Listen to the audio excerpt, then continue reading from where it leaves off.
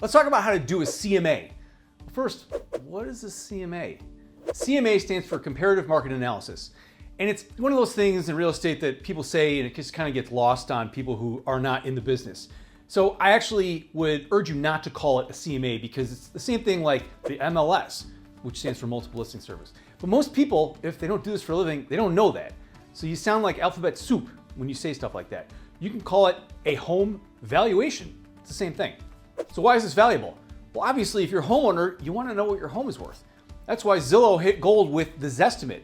Now, where you come in is that you can tell a seller or a homeowner that it's an algorithm. You, however, are a human being. And so you can actually look specifically at the market and the neighborhood and the trends and the economy and tell them what they really need to know that a computer cannot. This, of course, can be in digital form, in paper form, whatever.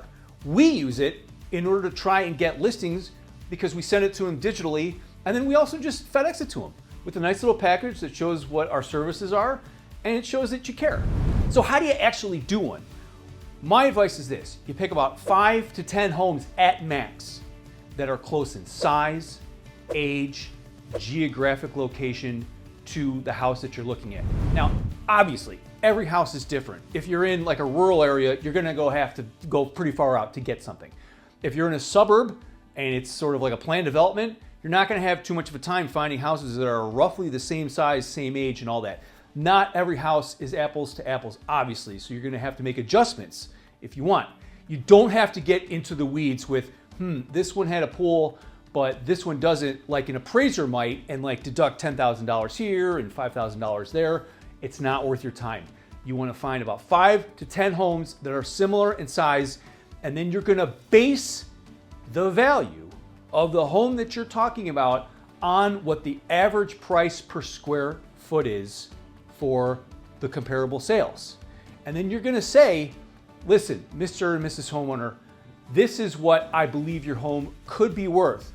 Obviously, I have not seen it. So if you ever want to know the true value, have me over for a couple minutes. I can take a look at your house and tell you what I think.